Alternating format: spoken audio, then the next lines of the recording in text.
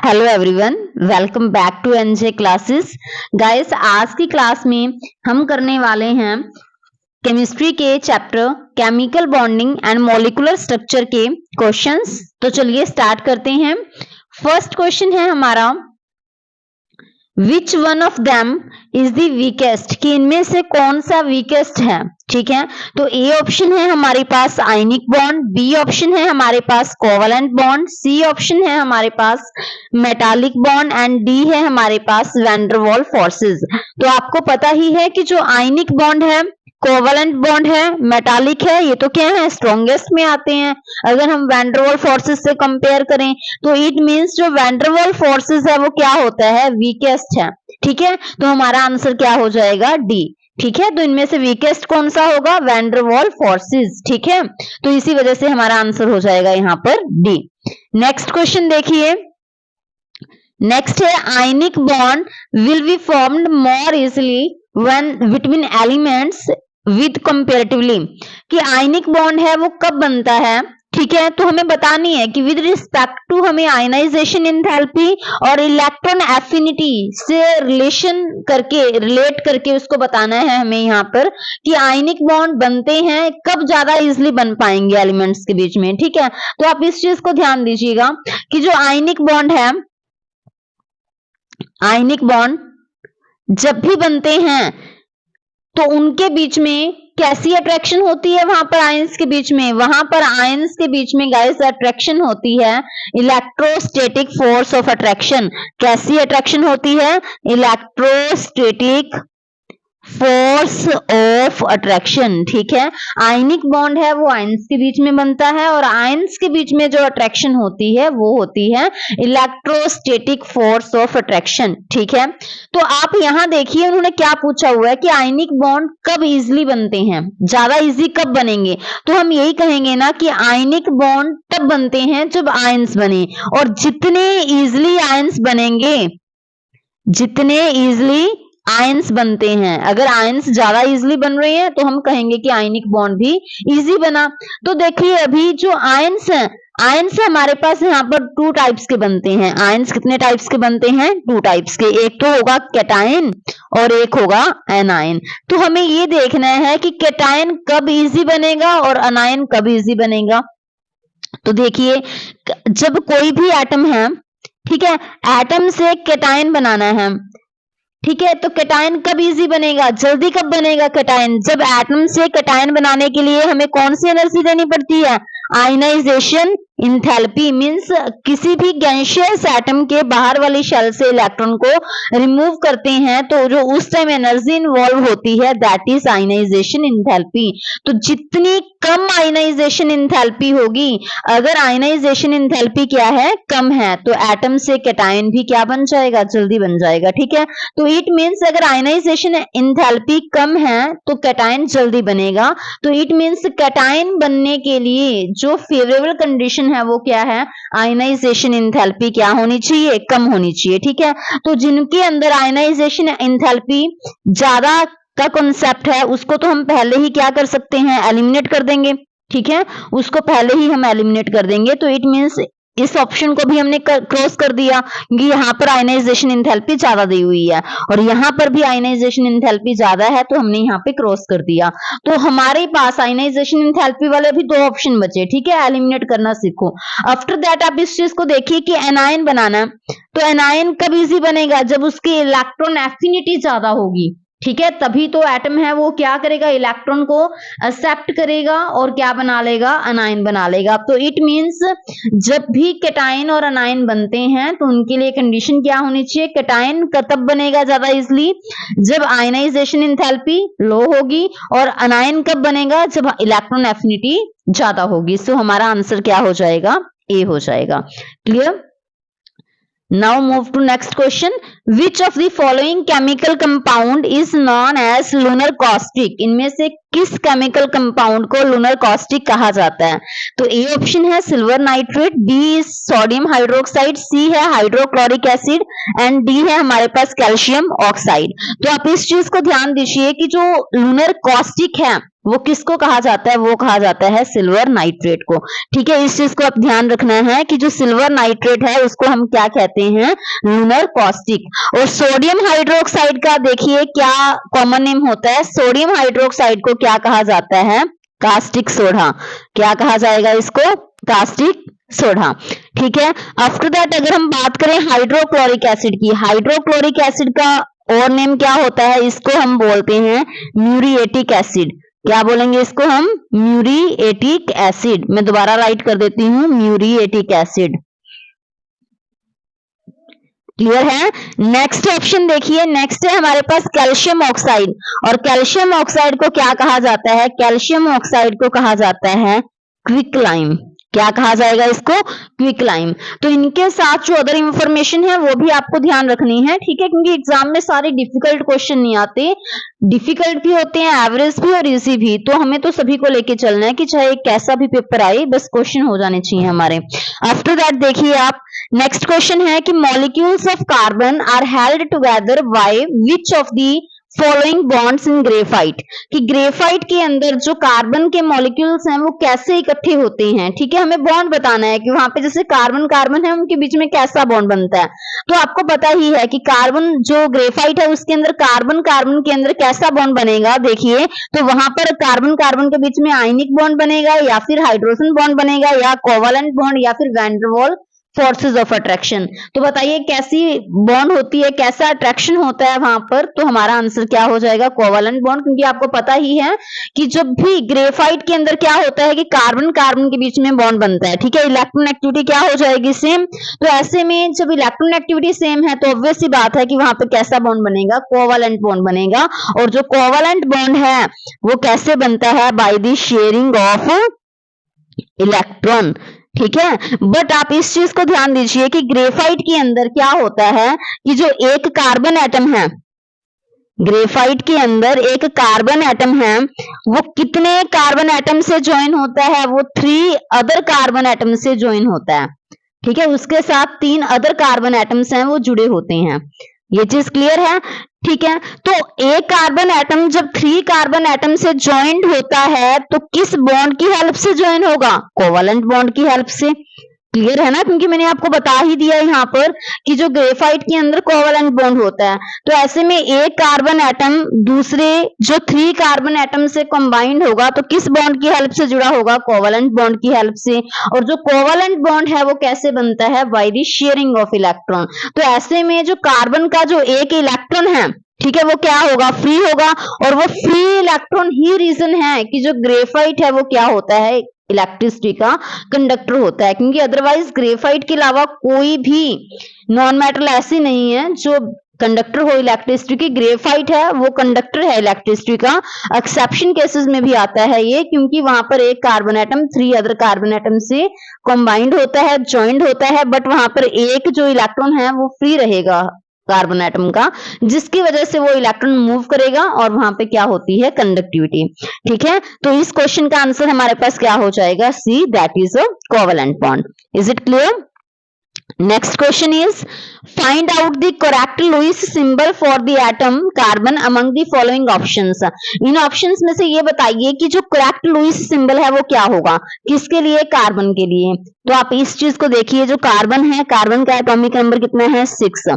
ठीक है, कार्बन का अगर एटॉमिक नंबर 6 है तो कॉन्फ़िगरेशन क्या हो जाएगी इसकी? 2,4। तो इसकी आउटर मोस्ट शेल के अंदर कितने इलेक्ट्रॉन्स हैं बताइए? तो कार्बन की आउटर मोस्ट शेल यानी कि वैलेंस शेल जो कि L है उसके अंदर 4 इलेक्ट्रॉन है। तो अगर हम इन 4 इलेक्ट्रॉन्स को रिप्रेजेंट करना चाहें तो लुईस रिप्रेजेंटेशन जब भी हम करते हैं तो जो वैलेंस इलेक्ट्रॉन होते हैं उसी को रिप्रेजेंट करते हैं उस एटम के ऊपर। तो हम कुछ इस तरह से रिप्रेजेंट करेंगे। क्लियर है? तो जब हमने इसको रिप्रेजेंट कर दिया तो हमारे पास स्ट्रक्चर कुछ ऐसा बनेगा। Is it clear? Next one है शेयरिंग ऑफ इलेक्ट्रॉन्स या फिर transfer of electrons from one atom to other to attain the stable noble gas configuration follows कि जब भी एक एटम से दूसरे एटम की तरफ इलेक्ट्रॉन्स की चाहे तो क्या हो, शेयरिंग हो, चाहे इलेक्ट्रॉन का ट्रांसफर हो, ठीक है, तो किस वजह से होता है कि वो स्टेबल ऑक्टेट कॉन्फ़िगरेशन कंप्लीट कर लें। स्टेबल ऑक्टेट कॉन्फ़िगरेशन का मतलब है कि जो उसकी आउटर मोस्ट शेल है उसके अंदर कितने इलेक्ट्रॉन्स हो जाएं, 8 इलेक्ट्रॉन्स, सो दैट वो nearest stable noble gas configuration attain कर लें। तो उसको वो किस चीज को फॉलो करता है, वो ड्यूएट रूल को फॉलो करता है, ट्रिपलेट रूल को फॉलो करता है, या फिर ऑक्टेट रूल को फॉलो करता है, या फिर सेप्टेट रूल को फॉलो करता है। तो बताइए आपकी इनमें से कौन सा रूल ये फॉलो करेगा। देखिए जब भी आप वीडियोस देख रही हो ना, अगर आपको आंसर्स ऑलरेडी पता है तो मेरे आंसर बोलने से पहले आपको वीडियो को पॉज करके आप कमेंट सेक्शन में आंसर राइट कर सकते हो, ठीक है। तो ऐसे में आपके हाथ से ना एक बार आंसर राइट हो जाएंगे, तो नेक्स्ट टाइम आपके कभी गलत भी नहीं होंगे, ठीक है। तो बताइए इनमें से कौन सा रूल फॉलो होगा। तो आपको पता ही है, थ्योरी की क्लास में आपको करवाया गया था कि ऐसे जब भी एक एटम है वो इलेक्ट्रॉन का ट्रांसफर करे चाहे शेयरिंग करे, वो कौन सा रूल फॉलो करते हैं, ऑक्टेट रूल, जिसके अंदर वो स्टेबल ऑक्टेट कॉन्फ़िगरेशन है वो क्या करते हैं, अटेन करते हैं। So answer will be octet rule. Clear है, हो जाएगा। नेक्स्ट क्वेश्चन देखिए, which of the following molecule doesn't involve covalent bond, इनमें से किस मॉलिक्यूल के अंदर कोवलेंट बॉन्ड नहीं है। तो आप इसका आंसर कमेंट सेक्शन में राइट कीजिए कि इनमें से कौन सा मॉलिक्यूल है जिसके अंदर कोवलेंट बॉन्ड नहीं है। तो ए ऑप्शन है वाटर, बी है कार्बन टेट्राक्लोराइड, और सी है हमारे पास NaCl, एंड डी है ऑक्सीजन। तो बताइए इनमें से कोवलेंट बॉन्ड किसके अंदर नहीं है। तो आपको पता ही है, देखो वाटर के अंदर तो कोवलेंट बॉन्ड है, वो एग्जिस्ट करता है, नो डाउट। कार्बन टेट्राक्लोराइड है, यहाँ पर भी कोवलेंट बॉन्ड एग्जिस्ट करता है। ऑक्सीजन है, आपको पता है कि ऑक्सीजन के अंदर भी कोवलेंट बॉन्ड होगा, और कैसा कोवलेंट बॉन्ड होता है इसके अंदर, double covalent bond. But you know कि जो NaCl है, NaCl के अंदर कोवलेंट बॉन्ड नहीं होता। यहाँ पर क्या रहेगा, यहाँ पर बेसिकली रहेगा NaCl के अंदर आयनिक बॉन्ड, ठीक है, क्योंकि यहाँ पर जो बॉन्ड बन रहा है गाइस वो आयंस के बीच में बन रहा है, और ions are here Na+1 and Cl-1, तो इनके बीच में इलेक्ट्रोस्टैटिक फोर्स ऑफ अट्रैक्शन से बॉन्ड बनेगा, that is ionic bond. Clear है।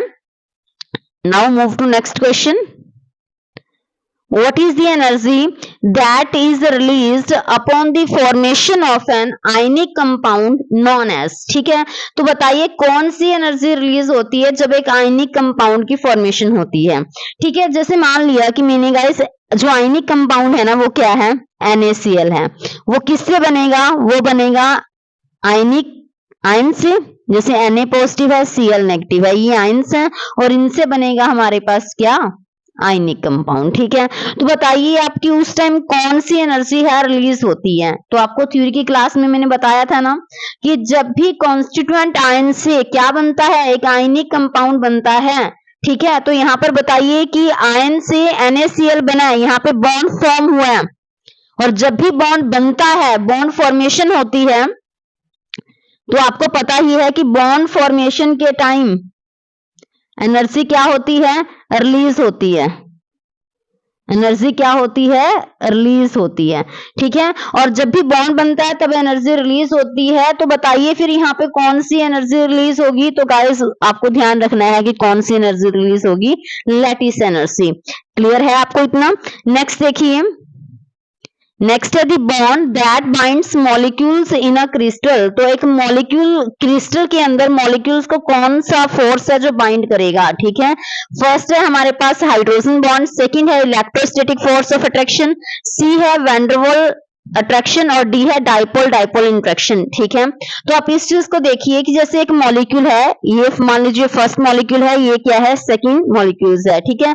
तो इन मॉलिक्यूल्स को जो अट्रैक्शन इकट्ठे रखती है, ठीक है, तो वो अट्रैक्शन कौन सी होगी, वो अट्रैक्शन है वैन डर वाल फोर्सेस ऑफ अट्रैक्शन। हालांकि जो वैन डर वाल फोर्सेस ऑफ अट्रैक्शन है, ठीक है, वो वीक अट्रैक्शन है।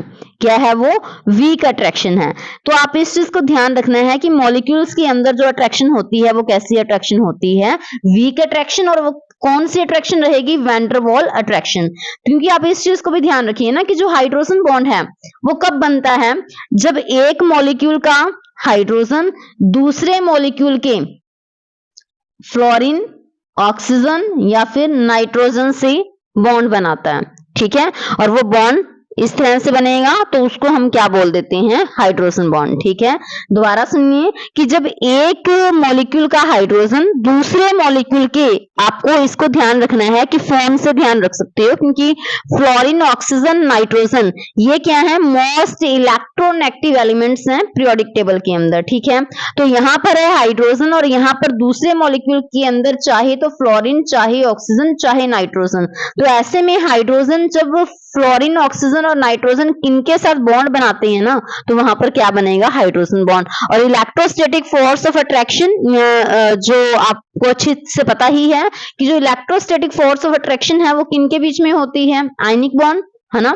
तो जो आयनिक बॉन्ड है वो किसके बीच में बनता है, आयंस के बीच में। ठीक है, तो इट मींस जो हमारा आंसर है वो क्या हो जाएगा, वैन डर वाल अट्रैक्शन। और डाइपोल डाइपोल इंटरेक्शन वो डाइपोल्स के अंदर होती है। ठीक है, नेक्स्ट है the most polar bond is. तो देखो आपको कोवलेंट बॉन्ड के अंदर ना करवाया गया था कि जो मोस्ट पोलर बॉन्ड है उसका मतलब क्या है, क्योंकि आपको ना वहां पे एक टॉपिक करवाया गया था polar covalent bond and second आपको करवाया गया था नॉन पोलर कोवलेंट बॉन्ड। ठीक है, तो पोलर बॉन्ड है वो कब बनते हैं, पोलर बॉन्ड तब बनते हैं जब मान लीजिए कि एक एटम ये है ए, दूसरा एटम है बी, अगर इनके बीच में इलेक्ट्रोनेगेटिविटी का डिफरेंस कम है।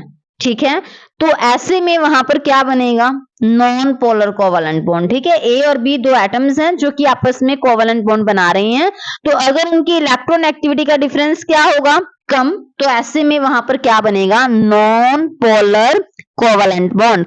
क्या बनेगा वहां पे, नॉन पोलर कोवलेंट बॉन्ड। ठीक है, बट अगर ये दो एटम ए और बी आपस में कोवलेंट बॉन्ड तो बना रहे हैं, बट इनके बीच में जो इलेक्ट्रोनेगेटिविटी डिफरेंस काफी ज्यादा है, तो अगर इनके बीच में इलेक्ट्रोनेगेटिविटी डिफरेंस क्या हो, ज्यादा हो, तो अगर इलेक्ट्रोनेगेटिविटी डिफरेंस ज्यादा है तो फिर कैसा बॉन्ड बनेगा, पोलर बॉन्ड। तो इन्होंने अभी क्या पूछा कि पोलर बॉन्ड बताइए, मोस्ट पोलर बॉन्ड कौन सा है। तो इट मींस अगर हमें मोस्ट पोलर बॉन्ड बताना है तो यहाँ पे हमें ये देखना होगा कि इलेक्ट्रोनेगेटिविटी डिफरेंस किन के अंदर ज्यादा है। तो देखिए ए ऑप्शन में सी और एफ दिया हुआ है, बी ऑप्शन में सी और एस के बीच बॉन्ड बना हुआ है, सी में सी और बी आर के बीच में, और डी में सी और ऑक्सीजन के बीच में। तो देखिए कार्बन एक तो जो है वो सभी में सेम है, हमें ये देखना है कि जो ये बना रहे हैं bond F S B R और ओ, इनमें से ज्यादा इलेक्ट्रोनेगेटिव कौन सा है। तो देखो पूरे पीरियोडिक टेबल में ही सबसे ज्यादा इलेक्ट्रोनेगेटिव कौन से एलिमेंट होते हैं, फोन होते हैं ना, फ्लोरीन, ऑक्सीजन और नाइट्रोजन। तो ऑक्सीजन को भी नहीं हम ले सकते क्योंकि उससे ज्यादा इलेक्ट्रोनेगेटिव कौन आया हुआ है, फ्लोरीन आया हुआ है। तो इट मींस जब कार्बन और फ्लोरीन के बीच में बॉन्ड बनेगा तो यहाँ पर फिर इलेक्ट्रोनेगेटिव डिफरेंस ज्यादा हो जाएगा, इलेक्ट्रोनेगेटिविटी का डिफरेंस, है ना। तो ऐसे में अगर इलेक्ट्रोनेगेटिविटी का डिफरेंस यहाँ पर ज्यादा है, क्योंकि फ्लोरीन क्या है, ज्यादा इलेक्ट्रोनेगेटिव एलिमेंट है। ठीक है, तो यहाँ पर इलेक्ट्रोनेगेटिविटी का डिफरेंस है वो ज्यादा देखने को मिलेगा। तो इसी वजह से हम कह सकते हैं कि जो सी एफ बॉन्ड है वो क्या होगा, मोस्ट पोलर बॉन्ड होगा। क्या होगा, मोस्ट पोलर बॉन्ड होगा। Atoms obtain octet configuration when linked with other atoms. तो एटम्स जब दूसरे एटम के साथ लिंक होते हैं तो वो ऑक्टेट कॉन्फ़िगरेशन को ऑब्टेन कर लेते हैं। ठीक है, so this is said bye, किसने ये जो थ्योरी है, ये लाइन है वो किसने कही थी। तो बताइए ये लाइन इनमें से चारों में से किसने कही थी। तो आंसर क्या होगा, लुईस ने। ठीक है, आपको इस चीज का ध्यान रखना है। नेक्स्ट है हमारे पास कि आयनिक bonds easily form when ionization energy of the metallic ion is dash comparatively। तो हमें ये बताना है कि जो आयनिक बॉन्ड है वो कब इजिली बनते हैं। आप इसको कट कर लेना, आयनिक बॉन्ड कब इजिली बनते हैं, जब मेटालिक एटम क्या बनाएगा, आपको पता है ना कि जब भी आयनिक बॉन्ड बनते हैं तो मेटालिक एटम तो हमेशा कैटायन बनाएगा, तभी हम मेटल्स को इलेक्ट्रोपॉजिटिव बोलते हैं। ठीक है, तो जो मेटालिक एटम जो कि कैटायन बनाता है, तो देखो कैटायन कब बनेगा, जब आयनाइजेशन जो एनर्जी है, आपको प्रीवियस क्वेश्चन में भी मैंने बताया है आयनाइजेशन एनर्जी कैसी होगी। देखो फर्स्ट ऑप्शन है नेगेटिव, बी है हमारे पास कांस्टेंट, सी है हमारे पास मोर एंड डी है हमारे पास लेस। तो आपको पता ही है कि जो आयनाइजेशन एंथैल्पी है वो क्या होनी चाहिए, लो होनी चाहिए। जब आयनाइजेशन एंथैल्पी लो होगी तभी क्या होगा, हमारे पास क्या बनेंगे, आयनिक बॉन्ड बनते हैं। क्लियर है, हाँ जी। नेक्स्ट है अ double bond is made up of, जो डबल बॉन्ड है, डबल बॉन्ड के अंदर आपको पता है क्या होता है, जो डबल बॉन्ड होता है, डबल बॉन्ड में एक क्या होगा, सिग्मा बॉन्ड होता है और एक क्या होता है हमारे पास, पाई बॉन्ड होता है। तो यही तो क्वेश्चन पूछा हुआ है ना कि अ double bond is made up of 2 sigma bonds, 2 pi bonds, 1 sigma 1 pi, and next है हमारे पास 2 सिग्मा 1 पाई। तो आपको पता ही है कि जो डबल बॉन्ड है उसके अंदर एक सिग्मा बॉन्ड होगा और एक क्या होगा हमारे पास, पाई बॉन्ड होगा। नेक्स्ट देखिए, the shape of the molecules depends on the, जो शेप है मॉलिक्यूल की वो किसके ऊपर डिपेंड करती है, ठीक है। तो हमारे पास एक थ्योरी है जिसको हम क्या बोलते हैं, valence shell electron pair repulsion theory, ठीक है। इस थ्योरी के अकॉर्डिंग क्या होता है कि जो शेप है मॉलिक्यूल की वो किसके ऊपर डिपेंड करती है गाइस, वो डिपेंड करेगी वैलेंस इलेक्ट्रॉन के ऊपर। और वैलेंस इलेक्ट्रॉन क्या होते हैं, वैलेंस इलेक्ट्रॉन होते हैं जो सबसे बाहर वाली शेल के इलेक्ट्रॉन्स होते हैं, तो उनको हम क्या कह देते हैं, वैलेंस इलेक्ट्रॉन। नेक्स्ट क्वेश्चन है कि which type of bond is present between hydrogens in a hydrogen molecule. तो आपको पता है हाइड्रोजन मॉलिक्यूल क्या होता है, H2। तो H2 के अंदर क्या होता है कि हाइड्रोजन और हाइड्रोजन के बीच में बॉन्ड होता है। तो वही हमें बताना है कि जो ये बॉन्ड है वो कैसा बॉन्ड होगा। ए ऑप्शन है सिग्मा बॉन्ड, बी है पाई बॉन्ड, सी है आयनिक बॉन्ड और डी है मेटालिक बॉन्ड। तो देखो ये आयनिक बॉन्ड भी नहीं हो सकता, मेटालिक बॉन्ड भी नहीं होगा। पाई बॉन्ड होने के लिए कम से कम हमें डबल बॉन्ड चाहिए और डबल बॉन्ड के अंदर एक सिग्मा और एक पाई बॉन्ड होता है। तो आंसर हो जाएगा हमारे पास क्या, कि ये क्या हो जाएगा, सिग्मा बॉन्ड, ठीक है। हाँ जी, नेक्स्ट क्वेश्चन है, what do you think is the number of sigma bonds in the ethene molecule. जो इथीन मॉलिक्यूल है उसके अंदर जो नंबर ऑफ सिग्मा बॉन्ड कितने होंगे। तो आप ये देखिए जो इथीन है, इथीन का स्ट्रक्चर कुछ ऐसा बनता है, ठीक है। इथीन का स्ट्रक्चर कुछ ऐसा बनेगा, सॉरी यहां से आप रब कीजिए इसको, ठीक है। तो इथीन का स्ट्रक्चर कुछ ऐसा बनेगा। तो इथीन के अंदर आप इस चीज को देखिए कि जो फॉर्मूला होता है इसका क्या होता है, C2H4। तो अभी चलिए हम बॉन्ड काउंट करते हैं। तो ये क्या होगा हमारे पास, ये होगा हमारे पास सिग्मा बॉन्ड, ये भी क्या होगा सिग्मा बॉन्ड, ये भी क्या होगा सिग्मा बॉन्ड और ये भी क्या होगा सिग्मा। और इनमें से क्या होगा, एक सिग्मा और एक क्या होगा, पाई। तो आप बता सकते हो अभी कि यहाँ पर कितने सिग्मा बॉन्ड बनेंगे और कितने पाई बॉन्ड बनेंगे। तो काउंट कीजिए 1 2 3 4 5। तो 5 क्या होंगे हमारे पास सिग्मा और पाई बॉन्ड कितने हैं, 1 पाई बॉन्ड। तो हमारे पास जो क्वेश्चन है वहां पे भी तो यही पूछा गया है ना कि what do you think is the number of sigma bonds in the ethene molecule. तो इथीन मॉलिक्यूल के अंदर नंबर ऑफ सिग्मा बॉन्ड्स कितने आ जाएंगे गाइस, हमारे पास 5 आ जाएंगे, ठीक है। गाइस नेक्स्ट क्वेश्चन पे मूव करने से पहले आप लोगों के लिए इंफॉर्मेशन है कि जो भी कैंडिडेट रेगुलर जुड़े हुए हैं हमारे प्लेटफॉर्म से, ठीक है, तो उनको क्या करना है, उनको हमारे व्हाट्सएप नंबर पे एक पर्सनली हमें मैसेज सेंड करना है, ठीक है, जिसके अंदर आपको अपना नेम और किस डिस्ट्रिक्ट से आप बिलोंग करते हैं आपको मैसेज के अंदर राइट करके भेजना है, ठीक है। और जो हमारा कॉन्टैक्ट नंबर है, व्हाट्सएप कॉन्टैक्ट नंबर वो क्या है, 6239994922, ठीक है, 6239994922। इस कॉन्टैक्ट नंबर पे आपको मैसेज सेंड करना है, क्योंकि जो सीरियस कैंडिडेट हैं, जो रेगुलर जो तैयारी है वो कर रहे हैं, उनके लिए हमने कुछ प्लान किया है, ठीक है। और वो प्लान है क्या, वो आपको आफ्टर फ्राइडे बता दिया जाएगा। तो फ्राइडे तक का टाइम है आपके पास कि आप हमारे जो व्हाट्सएप नंबर है उस पे मैसेज कर सकते हो। फिर जो प्लानिंग है उन बच्चों के लिए वो हम आपको बता देंगे, जो जिन बच्चों का मैसेज आएगा ना उन्हीं के लिए वो प्लानिंग है, क्योंकि इट मीन्स वो बच्चे अच्छे से तैयारी कर रहे हैं। तो मैंने आपको वीडियो में पहले भी काफी बार बोल चुकी हूँ कि हमें सिर्फ सीरियस कैंडिडेट ही चाहिए, क्योंकि सिर्फ ये नहीं है कि कभी वीडियोस देख ली कभी नहीं देखी, देखो इससे सिलेक्शन नहीं होने वाला। तो जो मेरा विजन है वो मैं यही लेके चल रही हूँ कि maximum selection next master cadre के अंदर हमारी क्लासेस से होने चाहिए, ठीक है। तो आपको फ्राइडे तक का टाइम है, आप जो हमारे व्हाट्सएप नंबर है उस पर मैसेज कर देना कि आपका नेम क्या है और क्या डिस्ट्रिक्ट है आपका। उसके बाद आपके लिए जो प्लानिंग है वो मैं रिवील कर दूंगी, ठीक है। तो चलिए नेक्स्ट क्वेश्चन देखिए कि ionic compounds don't conduct electricity in. जो आयनिक कंपाउंड है वो इलेक्ट्रिसिटी कंडक्ट नहीं करते, किस फॉर्म में नहीं करते। तो देखो आपको पता है, आपको पहले भी मैंने करवाया है कि जो आयनिक कंपाउंड है वो सॉलिड स्टेट के अंदर इलेक्ट्रिसिटी कंडक्ट नहीं करते, बट वो एक्वस फॉर्म में इलेक्ट्रिसिटी कंडक्ट करते हैं, ठीक है। तो वो फ्यूज्ड स्टेट में भी इलेक्ट्रिसिटी कंडक्ट करते हैं। तो आयनिक कंपाउंड्स सॉल्यूशन फॉर्म में करते हैं, एक्वस फॉर्म में। हाँ जी, फ्यूज्ड स्टेट क्या होता है कि हमने उसको मेल्ट किया, ठीक है।